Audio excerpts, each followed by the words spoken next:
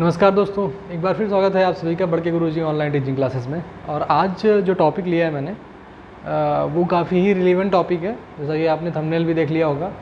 सो topic से पहले एक छोटी सी बात जो अमूमन मेरे ख्याल में आई जब मैंने ये न्यूज़ पढ़ी या देखी, तो एक आपने भी सुना होगा एक कहावत के तौर पे कि सत्य जो है वो परेशान हो सकता है लेकिन पराजित नहीं हो सकता।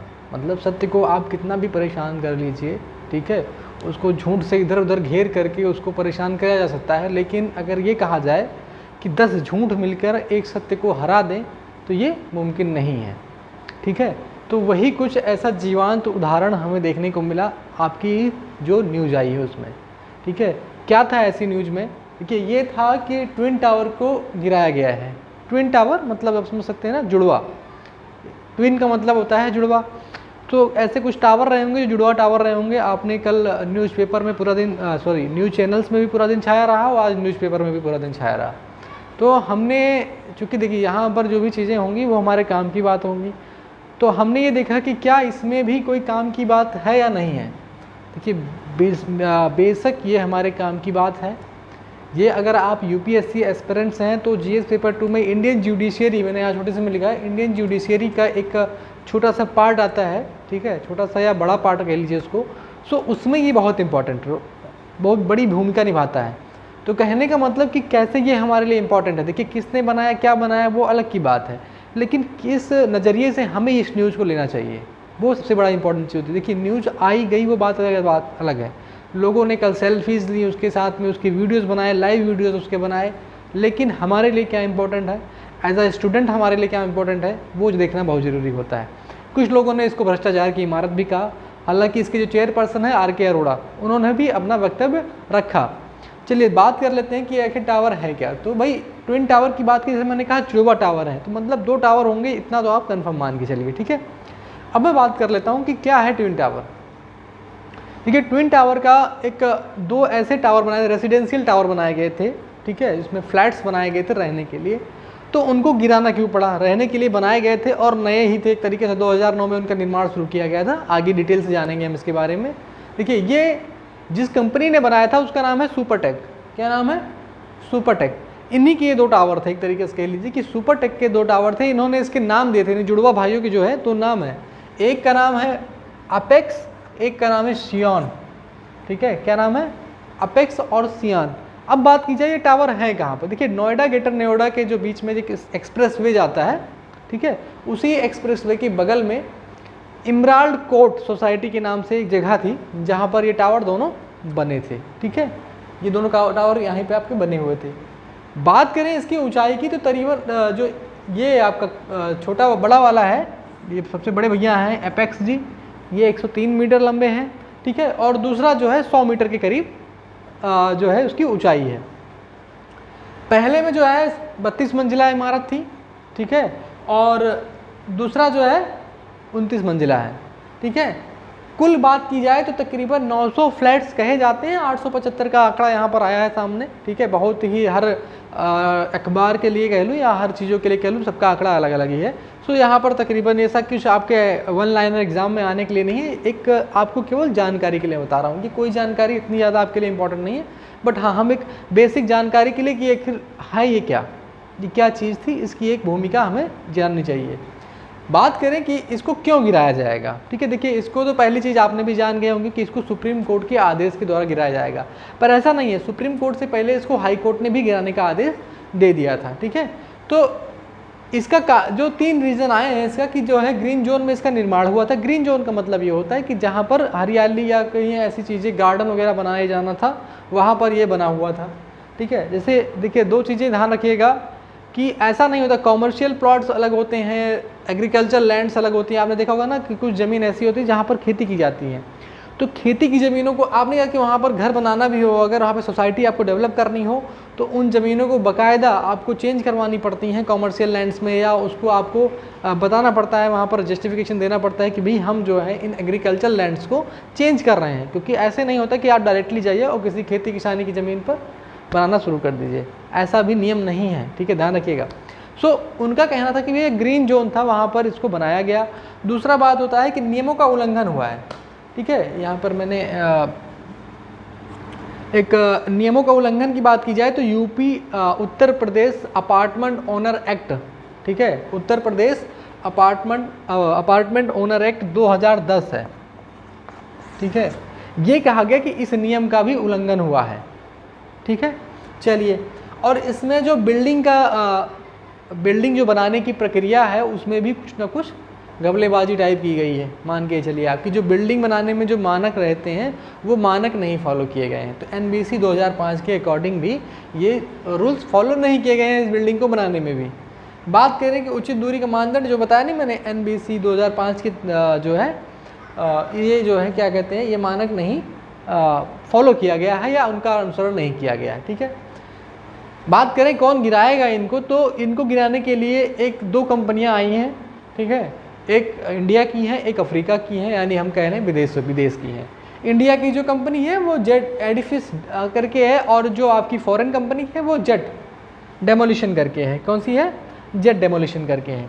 इनको गिराने में टोटल 20 करोड़ का खर्चा आएगा। सोचिए इतनी बड़ी इमारत जिसको गिराने में कितना खर्चा आया होगा। हालांकि कंपनी के जो चेयरमैन है आर.के. अरोड़ा जी ने, उन्होंने एस्टिमेटेड बताया है कि हमें इस दोनों बिल्डिंग गिराने से 500 करोड़ का लॉस हुआ है, ठीक है। और ये अतिरिक्त 20 करोड़ का जो लॉस हुआ है इनको, ये बात है 20 करोड़ का खर्च इसको गिराने में आएगा। चूँकि कोर्ट ने ये कहा था कि भाई जो गिराने में खर्चा आएगा वो भी कौन देगा? बिल्डर देगा, ठीक है। वो भी जो अपार्टमेंट जो मेकर है वही देगा भैया, ठीक है। और ऐसा हम अपने तरफ से नहीं गिराएंगे भी वही, क्योंकि जब बनाया उन्होंने है तो गिराएगा कौन? उसको वही गिराएंगे। तो ये एस्टीमेट लगाया गया कि इस पर जो है 20 करोड़ का खर्चा आएगा।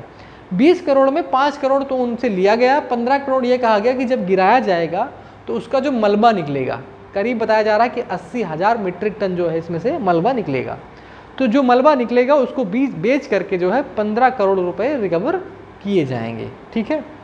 बात कर लें इसमें से 2 करोड़ रुपए RWA को भी देना हुआ। RWA क्या है इस पर भी हम चर्चा करते हैं अभी, ठीक है। 2 करोड़ रुपए RWA को भी दिया जाता है, रेसिडेंट वेलफेयर एसोसिएशन, ठीक है। रेसिडेंट वेलफेयर एसोसिएशन को दिया जाता है, जो वहाँ के आसपास के लोग रह भी रहे हैं। चूँकि ये बिल्डिंग जो बनी हुई थी वो एक अपार्टमेंट सोसाइटी, मैंने कहा नहीं इमराल्ड कोर्ट सोसाइटी में बनी हुई थी। तो सोसाइटी में और भी सारी बिल्डिंगें टावर रहे होंगे। तो वहाँ क्या था कि जब आप इसको गिराओगे तो आसपास के घरों पर भी कुछ दिक्कतें जाएंगी, वहाँ का एयर पॉल्यूशन बढ़ेगा, ठीक है। हो सकता है वहाँ की कुछ दीवारें भी डैमेज हो या कुछ थोड़ा बहुत। हालांकि इसको जो है गिराया जा रहा है तो आप समझिए बाहर से कंपनियाँ आ रही हैं गिराने के लिए, तो कुछ ना कुछ ऐसी तकनीक से गिराया जा रहा होगा जिससे बाहर कोई क्षति ना पहुँचे। इसको जिस तकनीकी से गिराया जा रहा है उसको जाता है वाटरफॉल इम्प्लोजन टेक्निक।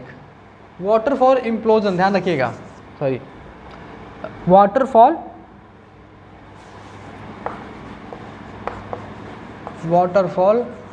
इम्प्लोजन। चलिए ये वाटरफॉल इम्प्लोजन होता क्या है एक्चुअल में?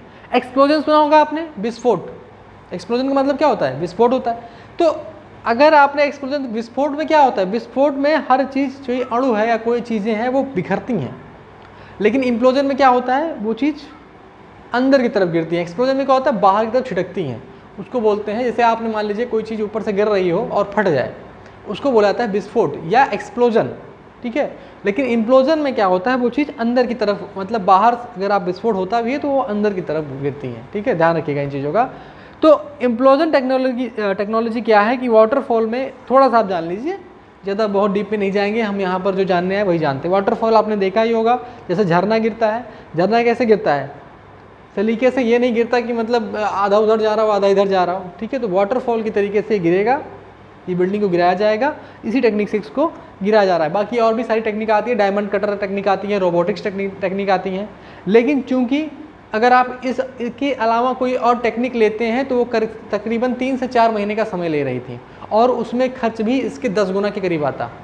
जैसे मान लीजिए हम ये करते कि नहीं, इसको तोड़ के निकालेंगे तो मजदूर लगेंगे उसका मलबा हटाने के लिए, ठीक है। डेली मजदूरी कितने लग जाएंगे, उसमें मजदूरी इतनी लग जाएगी। तो कहीं ना कहीं इस टेक्निक से क्या हुआ, पैसा भी बचा और समय भी बचाया गया, ठीक है। और 3 महीने तक पोल्यूशन भी होता है। इसमें जो भी पोल्यूशन हो रहा है उसको कंट्रोल्ड वे में एक बार में ही जो है वो ख़त्म हो जाएगा। चलिए अब ये तो बात हो गई, ठीक है। इसको गिराया जाना था, जैसा कि गिराया जा चुका है अब तक जब मैं वीडियो बना रहा हूँ, तो इसको कल गिराया जा चुका है। 28 अगस्त को 2:30 बजे करीब में गिराया दिया गया है। तकरीबन 12 सेकंड लगे हैं इसको गिराने में।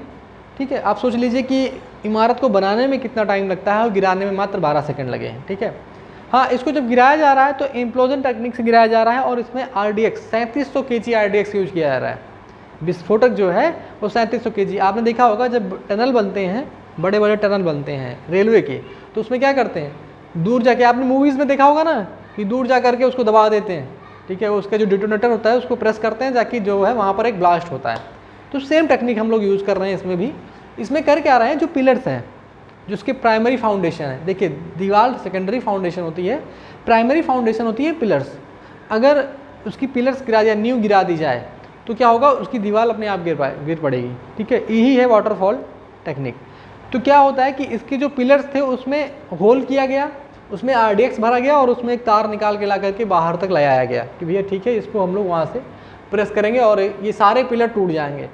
अगर मैं आपसे कहूँ, मैं आपके पैर पे आप खड़े हैं और अगर आपके कोई पैर में ही आपको चोट लग जाए तो आप खड़े नहीं हो पाएंगे। तो सेम चीज़ इसमें भी यही की गई कि जो इसके पिलर थे, इसके पिलर में RDX भरा गया, तार के थ्रू बाहर आया गया। ये नहीं कि RDX भर के वहीं लगा रहे हैं, पता लगे अपने साथ साथ खुद भी चल बसे, तो ऐसा नहीं होता। उसमें एक वायर के थ्रू बाहर आया जाता है और उसको जो है वहाँ से डिटोनेट किया जाता है। जैसे आप मान लीजिए आपको पटाखा जलाना है, तो सामने जो उसकी देखे ना छोटी सी सुतली टाइप होती है, उसको आप बाहर तक खींच लाइए।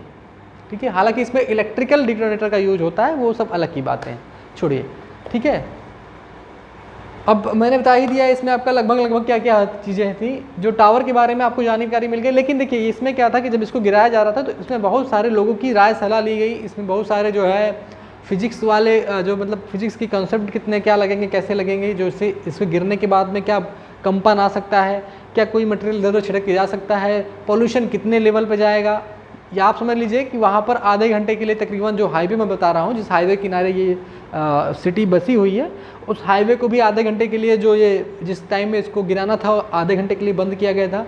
मेट्रो बंद की गई थी, लोगों से कहा गया था कि आप कहीं और शिफ्ट हो जाइए, क्योंकि सरकार किसी भी तरीके की कोई रिस्क नहीं लेना चाहती थी। ठीक है, लोगों ने अपने घरों पे पेंटिंग्स तक उतार रखी थी कि मान लीजिए कंपन हो तो पेंटिंग्स गिर के टूटे ना।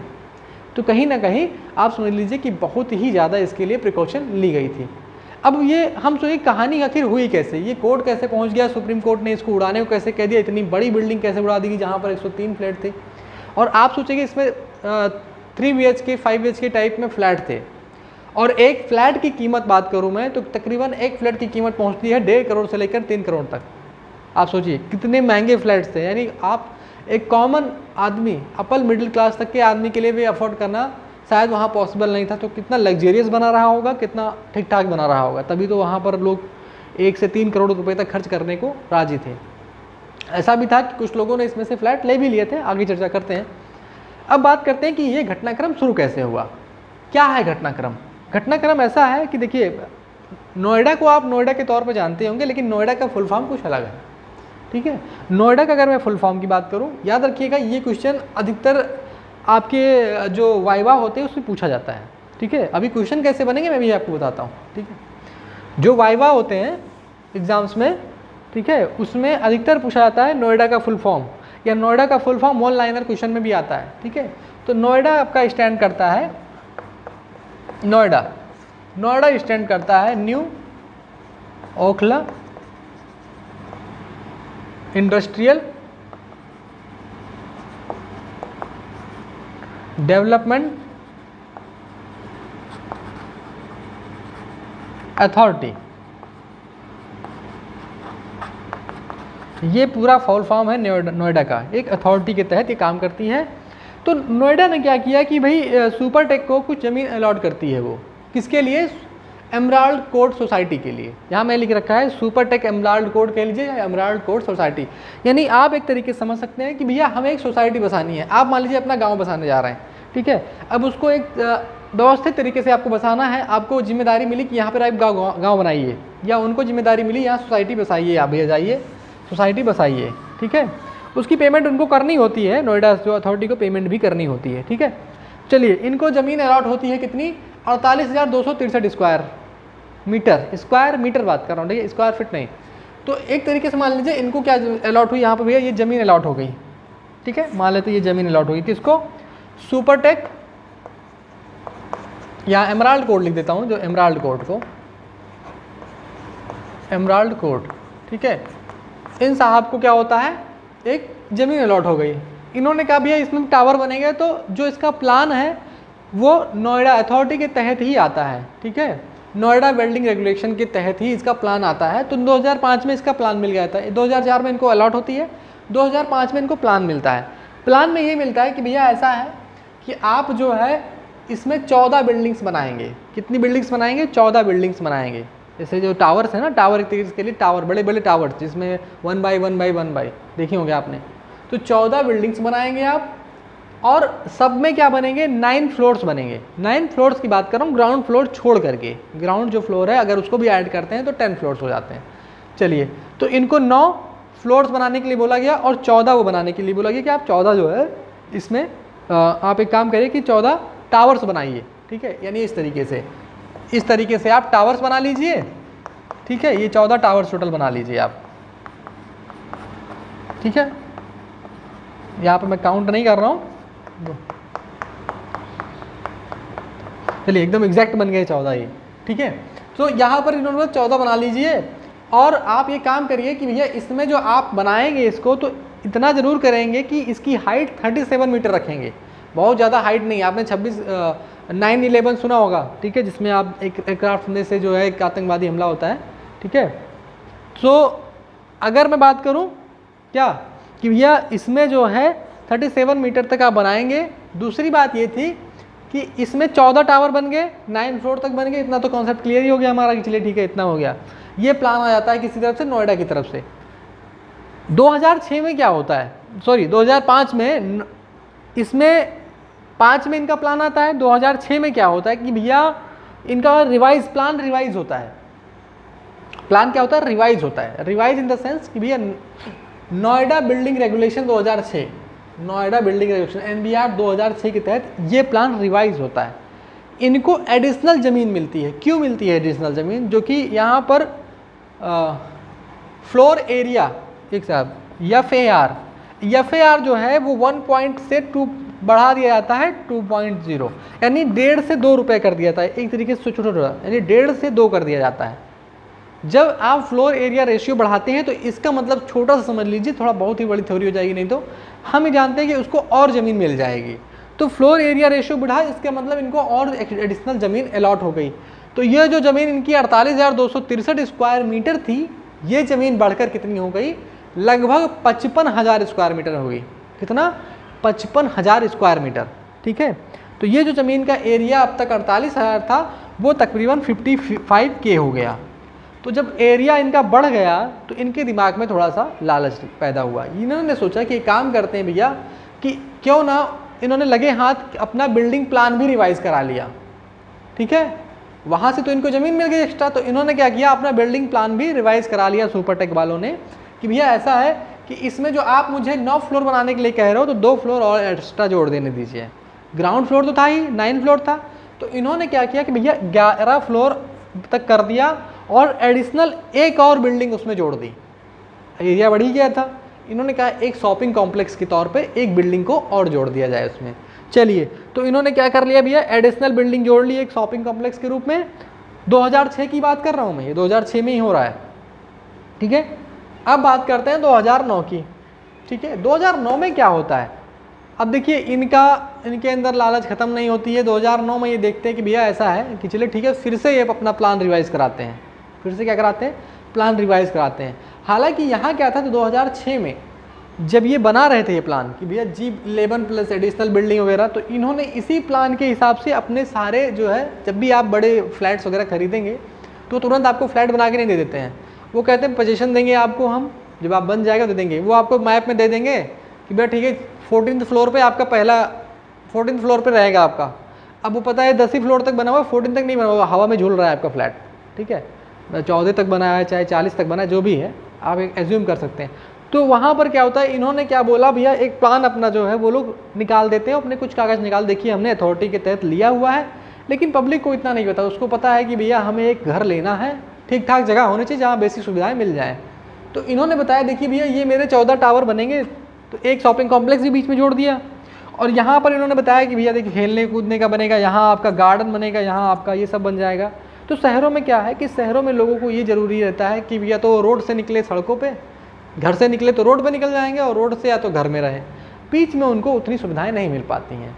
तो इन्होंने बताया कि बीच में जो एरिया खाली है इसमें आपके स्विमिंग पूल रहेंगे, इसमें आपके बच्चों खेलने जगह रहेगी। तो लोग क्या होते हैं, अट्रैक्ट हो जाते हैं कि भैया चलिए यार वहाँ घर लेते हैं, वहाँ ज़्यादा बेहतर है, क्योंकि वहाँ पर हमें बेसिक सुविधाएँ भी मिल रही हैं, थोड़ा गार्डन मिल जा रहा है, शाम को थोड़ा घूम टहल लेंगे, ठीक है, बातें कर लेंगे, ये सारी चीज़ें। तो लोगों को यहाँ से ही इन्होंने क्या कर दिया, बेचना। कंप्लीशन सर्टिफिकेट भी 2009 के करीब इनको मिल जाता है, तो लोगों को ये अपना फ्लैट बुक कराना शुरू कर देते हैं। कुछ लोग वहाँ रहने भी लग जाते हैं आकर के लेकर के, जो इनके बाकी ये प्रोजेक्ट चलते रहते हैं, जो प्रोजेक्ट कंप्लीट होते हैं तो 2009 तक 50-60 इनके फ्लैट वहाँ पर बुकड भी हो जाते हैं, लोग रहने भी लग जाते हैं वहाँ पर। चलिए 2009 में क्या होता है, फिर से प्लान रिवाइज होता है। अभी तक ये आपके अपेक्स और सियान नहीं आए हैं, ये दोनों अभी तक नहीं आए हैं, अब ये आएंगे। अब 2009 में क्या होता है कि बिल्डिंग प्लान फिर से रिवाइज करते हैं, और इनके मन में क्या जागता है कि भैया जगह बहुत है अभी, देखिए बीच के जहाँ कितना खाली है, ये सोचते क्या करते हैं, इसमें बना देते हैं क्या, बिल्डिंग, और बिल्डिंग बना करके उसको बेचेंगे और अच्छा पैसा कमाएंगे, ठीक है। तो इमराल्ड जो ये सुपरटेक वाले थे, उन्होंने भैया फिर से इसको जब रिवाइज करवाया तो इन्होंने 2 बिल्डिंग और ऐड करवा दी उसमें, और 2 बिल्डिंग ऐड करवाते ही एकदम युद्ध स्तर पे काम शुरू कर दिया है। युद्ध स्तर मतलब समझते हैं कि जहाँ मतलब काम की फुर्सत ना हो, एकदम काम फटाफट लगे रहे। तो वहाँ पर इन्होंने जब काम शुरू करवा दिया तो जो वहाँ के लोग थे, जायज़ सी बात है, स्वाभाविक सी बात थी, लोग आए और बिल्डर से कहा कि भैया देखिए आपने तो कहा था ये तो गार्डन रहेगा, और यहाँ आप बना दे रहे हैं बिल्डिंग, ठीक है। तो ये जो बिल्डिंग आप बना दे रहे हैं, तो इसको हम जब बिल्डिंग बन जाएगी, और हम लिए इसी बेस पे थे, ठीक है। जैसे कभी कभी क्या हो कि भाई अगर हम लेने को बता दें इतनी क्वालिटीज़ हैं इसमें, तो उसके रेट जायज़ सी बात है बढ़ जाते हैं। जैसे आप नॉर्मल फ़ोन देख लीजिए और आईफोन देख लीजिए, ठीक है, बहुत विशेष नहीं, लेकिन उसकी क्वालिटीज़ के और इसकी क्वालिटीज़ में अंतर है, तो लोग क्वालिटीज़ के ऊपर तो पैसा खर्च करते हैं। तो लोगों ने कहा भाई 1.5 करोड़ में क्यों लेते हैं हम इसको, हम कम पैसे में लेते हैं इसको, ठीक है। लेकिन वहाँ पर वो बेवकूफ़ ठगा हुआ महसूस कर रहे थे, लेकिन ऐसा नहीं था। जिन लोगों को कानून पता होगा, जो मैंने आपको यहाँ बताया होगा कि Uttar Pradesh apartment act, owner apartment act के तहत भी इसमें कार्रवाई होती है, ताकि जो है इसको, और एक ई स्टेट रियल इस्टेट का एक्ट है 2006 का, उसके तहत भी बायर्स को प्रोटेक्ट किया जाता है, ठीक है।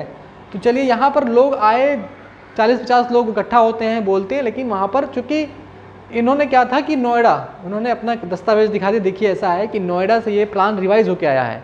नोएडा कौन, new Okhla industrial development authority. अब भाई जब अथॉरिटी ने ही दे रखा है, सरकार ने एक तरीके से, उनकी नज़र में तो क्या है, वो सरकार है, तो उन्होंने देखा कि नहीं भैया ये तो नोएडा ने ही दे रखा है, अथॉरिटी ने ही दे रखा है इनको बनाने के लिए, तो हो सकता है ठंडे बस्ते में चला गया ये मैटर 2009 के करीब। 2012 में इन्होंने क्या किया, देखिए लालच यहाँ ख़त्म नहीं होती है, 2009 से बिल्डिंग बनाना शुरू किया, और जब ये बिल्डिंग इनको बनाने के लिए कहा गया था 2009 में, तब ये कितनी बिल्डिंग कहा गया, 24 स्टोरी ही कहा गया था, ठीक है, 24 स्टोरी बना लीजिए। नोएडा वालों से इन्होंने रिवाइज करवा करके 24 स्टोरी तक बनवा लिया। अब इनका लालच ख़त्म नहीं होता, इस 24 स्टोरी को ये कहाँ पहुँचाना जा रहे थे, 40 स्टोरी तक, सोचिए। तो ये क्या कर लिए, 2012 में इन्होंने फिर से 2012 में प्लान फिर से रिवाइज़ किया। सोचिए किस तरह के एक बिल्डर के इशारे पर प्लान रिवाइज होते जा रहे हैं, ठीक है। नोएडा ने फिर से प्लान को रिवाइज करके क्या बना दिया, इसको 40 फ्लोर तक बना दिया, इसको परमिशन दे दी भैया 40 फ्लोर तक बना दो। अब यहाँ पर कुछ लोगों में और रोष उत्पन्न हो गया कि भैया चलो ठीक है, हमारे बगल में तो था, वो तो बात अलग थी 24 फ्लोर तक, अब 40 तक इतना ऊंचा हो जा रहा है, और हमारे लिए भी एक तरीके से खतरा था, क्योंकि भाई कल को बिल्डिंग को अगर कुछ हो, भूकंप नाम की भी चीज़ होती है, भूकंप आया, धरती हिली थोड़ा सा, तो ये अपना तो जाएंगे यही सनम, और हमको भी ले डूबेंगे। तो कहने का मतलब क्या था कि भैया ये जो जाएंगे और हम तो फर्जी में चले जाएंगे। तो लोगों ने भी अपनी सेफ्टी को रखते हुए और रूल रेगुलेशन को भी उन्होंने देखा कि ये लोग ताक पे रख दिया है इन्होंने, बाकी फिर वो गए, इन्होंने फिर वही दिखा दिया कि देखिए ऐसा है कि ओखला अथॉरिटी है हमारे पास। तो लोग गए नोएडा के पास ही चले गए, अथॉरिटी के पास ही चले गए, लेकिन अथॉरिटी ने कोई प्लान रिवील करने से मना कर दिया कि भैया हम आपको नहीं दिखाएंगे कुछ भी, आप होते कौन हो। लेकिन यहाँ पर है पब्लिक है, सब जानती है। तो पब्लिक ने क्या किया, ठीक है भैया चले कोई बात नहीं। तो 2012 में जब इन्होंने 40 फ्लोर तक इन्होंने उसको बनाने की ठान ली, और काम इन्होंने कंटिन्यूस जारी कर रहे हैं। 12 के करीब में ये केस जाता है किसके पास में, हाई कोर्ट के पास में। इलाहाबाद हाई कोर्ट के पास में। अब इसमें जो ये जो लोग होते हैं वो होते कौन है? यही लोग होते हैं RWA, रेसिडेंट वेलफेयर एसोसिएशन। देखिए RWA कौन है? रेसिडेंट वेलफेयर एसोसिएशन, ठीक है।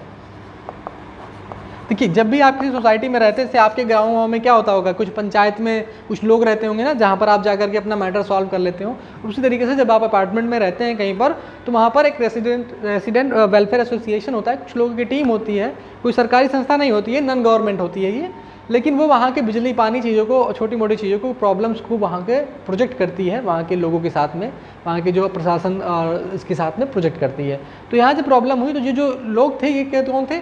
RWA, रेसिडेंट वेलफेयर एसोसिएशन के लोग थे।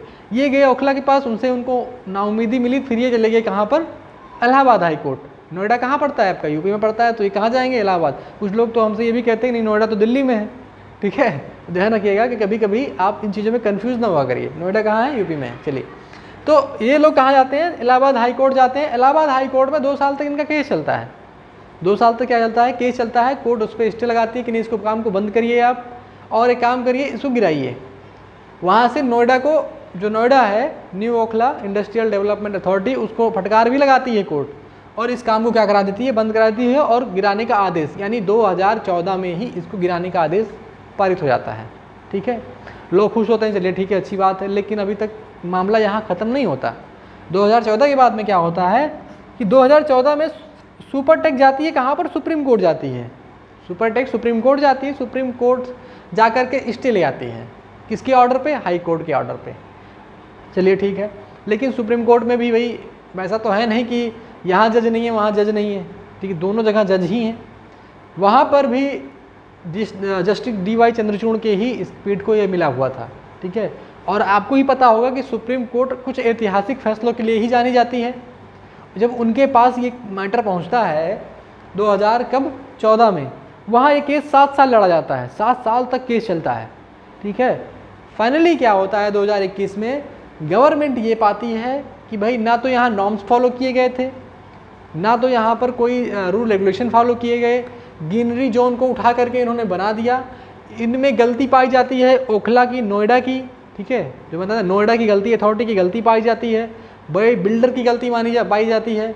तो गवर्नमेंट, जो सुप्रीम कोर्ट है, वो कहती है ऐसा करो, इसको गिराइए आप, कोई विकल्प नहीं है। और कारण उसका बहुत लोग कह सकते थे भाई क्यों गिरा दिया गया, इतना महंगे महंगे फ्लैट थे, इसमें से गिरा करके पैसे ले लेते अच्छे खासे। देखिए यहाँ पर क्या होता है, किसी का आप विश्वास तोड़ते हैं, और दूसरी चीज़ ये सबसे बड़ी कि लोगों ने उस विश्वास के नींव के ऊपर ही अपना जो है पैसा लगाया था। दूसरी चीज़ सेफ्टी की बात आती है। जो बिल्डिंग्स बनाई गई थी उसमें जैसे जो ये बिल्डिंग्स बनाई गई थी, मैंने आपको यहाँ ड्राइंग बनाए थे ना कि जो 2 बिल्डिंग, ये 2 भाई बनाए गए थे, ये जो डिस्टेंस थी इनके बीच में वो भी तकरीबन 6 मीटर 7 मीटर करीब रखी गई थी। और जो इनकी अगल बगल वाले अपार्टमेंट से इनकी जो डिस्टेंस होनी चाहिए थी वो होनी चाहिए थी तकरीबन 20 मीटर, 16 से 20 मीटर होनी चाहिए, जो कि 9 मीटर रखी गई थी। कितनी रखी गई थी? 9 मीटर ही रखी गई थी। तो आप समझ सकते हैं कि जो डिस्टेंस है तो मेंटेन नहीं किया गया। कुछ लोगों का कहना है इसमें फायर सेफ्टी की कोई व्यवस्था नहीं थी। तो बहुत सारे ऐसे नॉर्म्स में इनका फेलियर था सुपरटेक वालों का। और सबसे बड़ी बात थी कि इन्होंने गलत जगह ही बना दी थी भाई, वहाँ पर एक ग्रीनरी जोन था।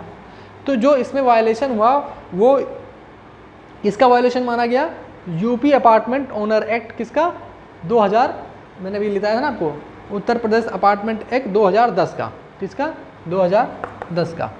तो कोर्ट ने इसको गिराने का आदेश दिया। हालांकि गिराने का जो आदेश था वो नवंबर में ही था, और उन्होंने कहा कि 3 महीने के अंदर इसको गिरा दीजिए, लेकिन कुछ चीज़ों के चलते चलते नवंबर से फिर ये मई में गया, मई से फिर अगस्त में आया। अभी 21 अगस्त को ही गिरना था, बट कुछ वेदर कंडीशन ठीक नहीं थी, तो ये फिर 28 अगस्त को हुआ और फाइनली इसको गिरा दिया गया।